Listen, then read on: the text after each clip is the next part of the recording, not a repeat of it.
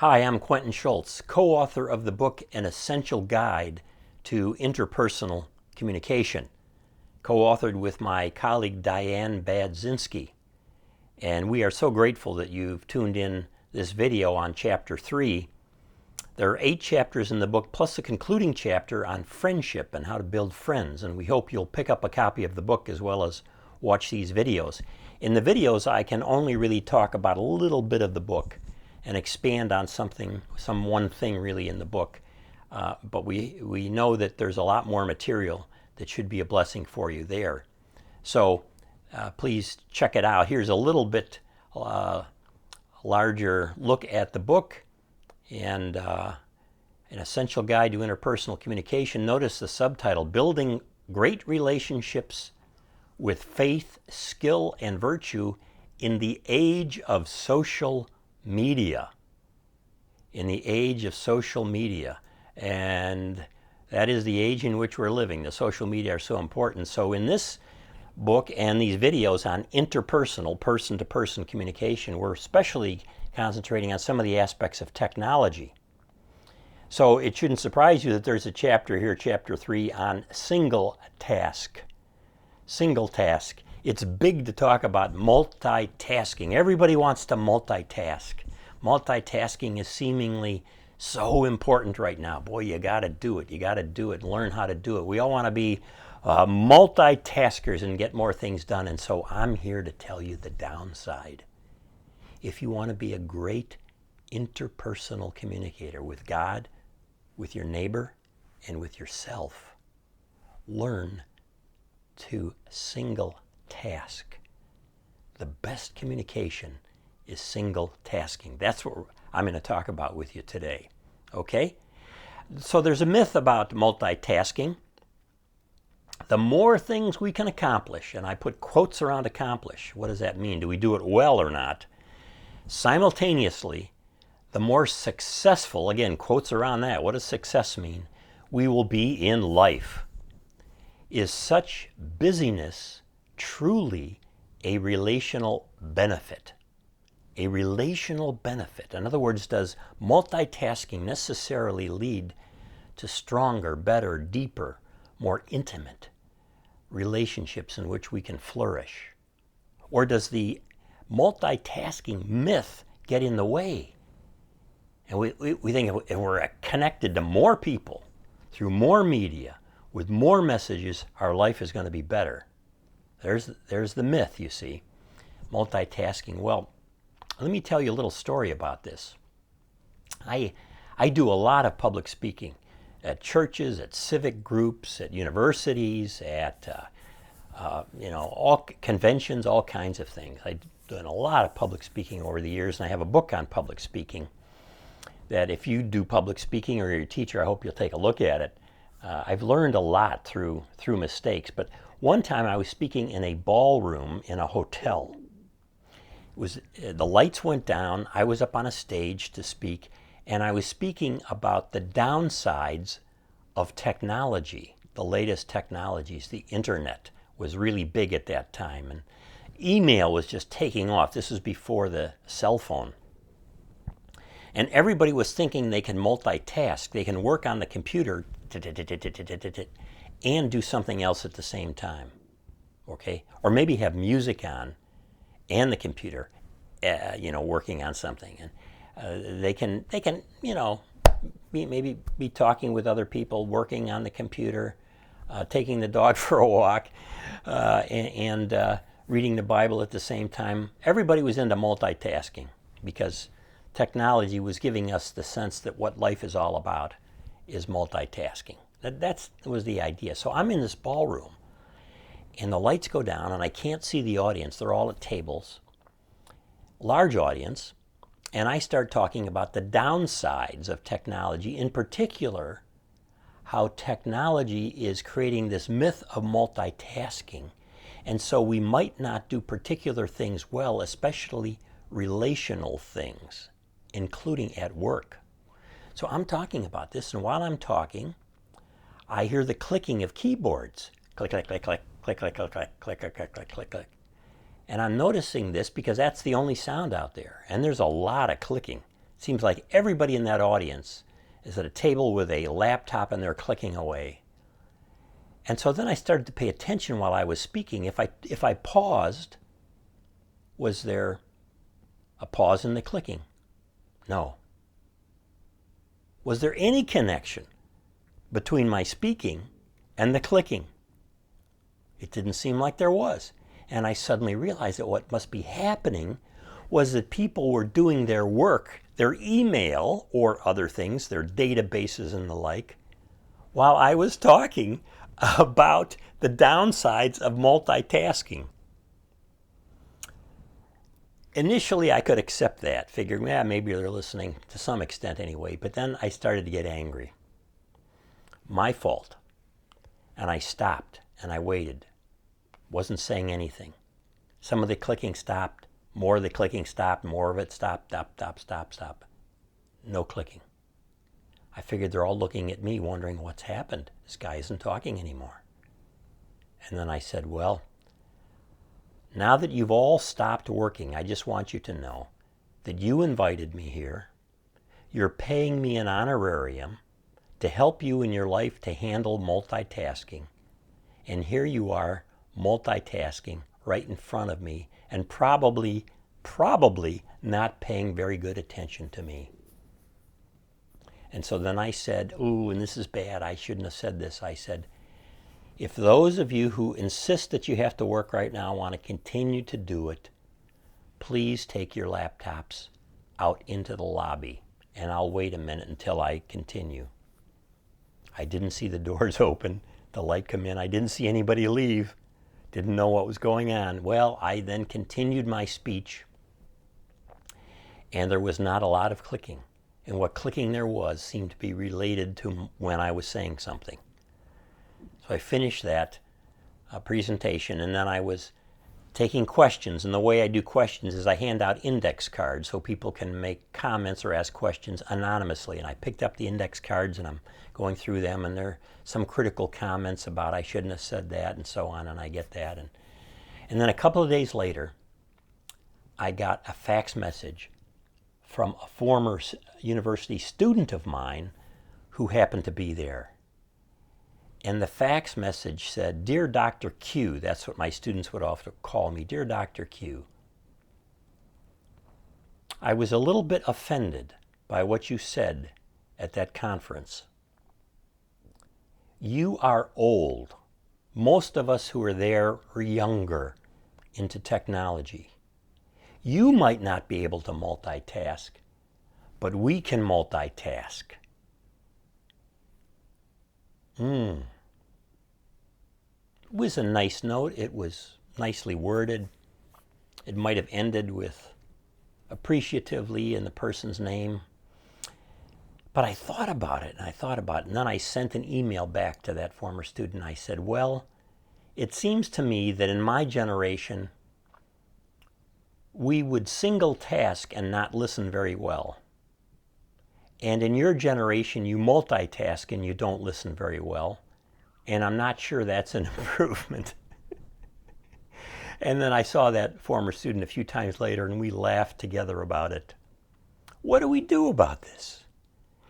There's a myth of multitasking that we have to confront head on, because in this technological world, we all think by learning to multitask, we're going to improve, we're going to be more successful, we're going to find some relational benefit and all, but we often don't.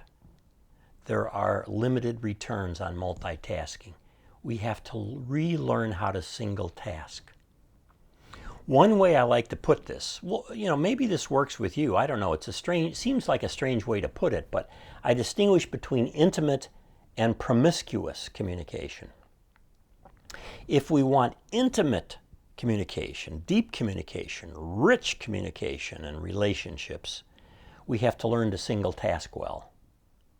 If we don't want that, if we want a lot of information, a lot of messages, a lot of signals bouncing around, as I put it here, do we flutter about consuming and transmitting messages indiscriminately without deeper purpose? If that's okay, that's all we want, then we can multitask. because multitasking is a form of promiscuous communication. You may think of the word promiscuous in terms of sexual relations, where you bounce around with different relationships with different people. Well, the word actually has a deeper and earlier meaning, which means to kind of mix and match things without a purpose, without integrating them, without having a commitment or a plan, such as a marriage and sex within marriage, let's say. So what's happened in this age of multitasking is much of our communication has become promiscuous, a kind of communication.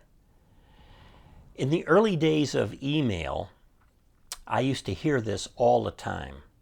We're talking here about, let's say, the mid to late 80s. Someone would say, I'm going to see if anyone loves me today. That's what they would say before they go check their email, long before texting and all. A very telling way to think about the importance of a new medium, any new medium, is that through that new medium, we get attention. And when we get attention from other people, we think we get love. What about social media today? Isn't that something else? Social media, Facebook, Instagram, Twitter, on and on and on, all of these new media that are coming and going. Well, here what we find is so much of this is bits and pieces of attention. We get a little bit of attention from someone here. They like what we posted, or they put a little reply down there. So we're fluttering about a lot, and we're thinking that there's some love there. There may be some attention, but it may not be deep enough to say there's very much love. That's different. So we live at a time where there's a lot of connected loneliness. We're connected to a lot of people, but we're also lonely. Do you know that every year in the surveys, people say in North America and now the whole Western world that they're more lonely? More ways of connecting, and people are more lonely. Astonishing. We all have more connections, but loneliness is at an all-time high. In fact, in the United Kingdom and Japan, both countries, they have established a minister of loneliness. In other words, a government leader who's in charge of dealing with the problem of loneliness. And this is in an age of internet and cell phones and connectivity and social media and so on. A lot of loneliness. Wow, isn't it ironic? But it's so true. It's just so true.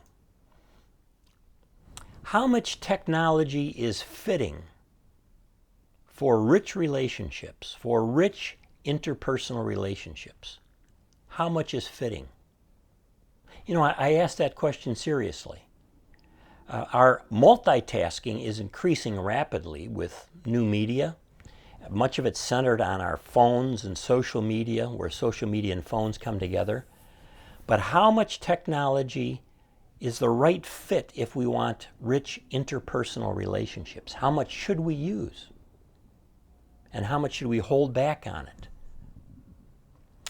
I have no clear way forward for you personally because it's a little bit different for everyone.